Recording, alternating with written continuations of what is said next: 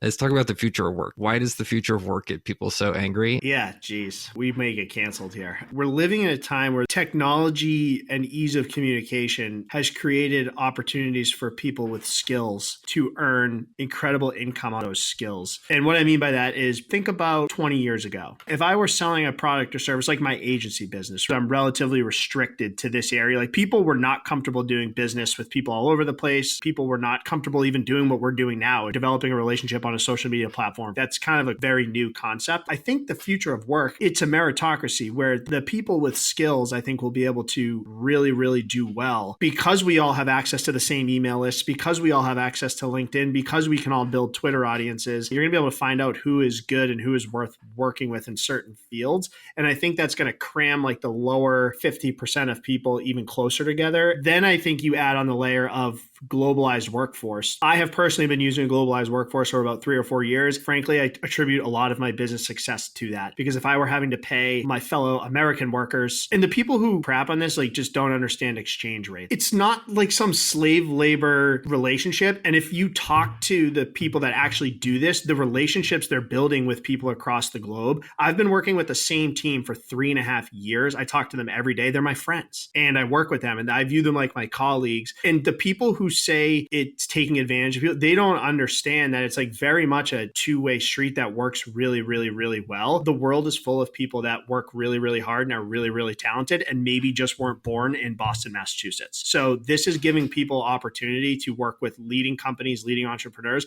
And I think it makes a lot of people very uncomfortable, frankly, that back to the competition to put a bow in this whole thing, the competition has increased big time because we went from working in our city 15 years ago to the entire world. And as the internet gets better and connectivity improves, I only think this is going to keep going. So I'm very bullish on anything that is globalized work because I think it's inevitable. But it's super interesting to see people get so angry about jobs going overseas. And they weren't angry when, like, say, t-shirt manufacturing or electronics in Taiwan. They weren't mad when that stuff went overseas. But when it's potentially their job starting to go overseas, they get really angry. The second thing that I think people don't talk about enough with offshoring of labor, I just hired a new employee in New York State. I'm paying an extra 20 to 25% over the top of his compensation in taxes, fees.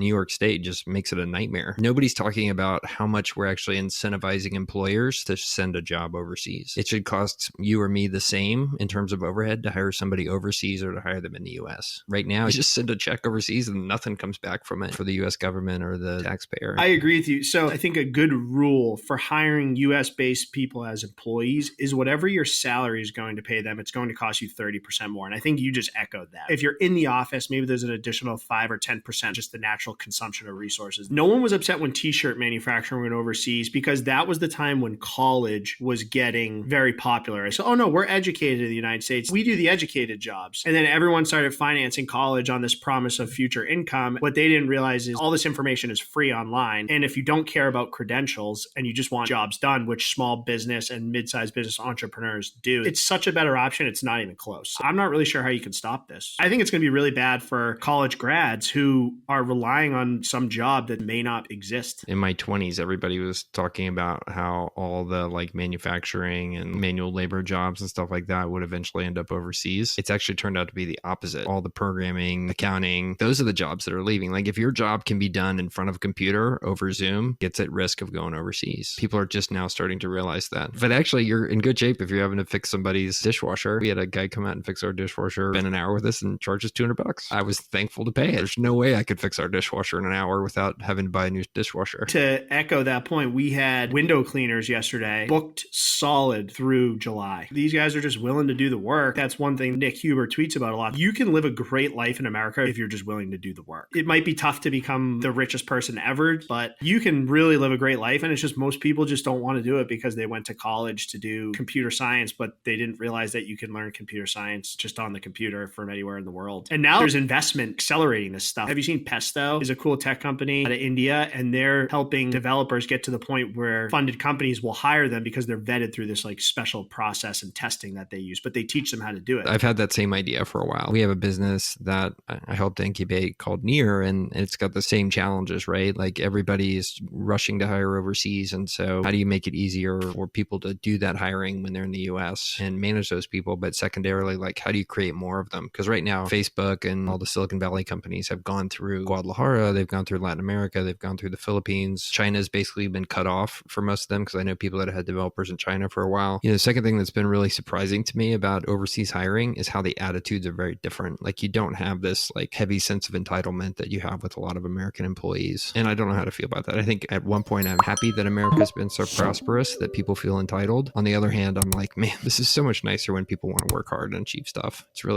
really a pleasure to work with overseas people that way.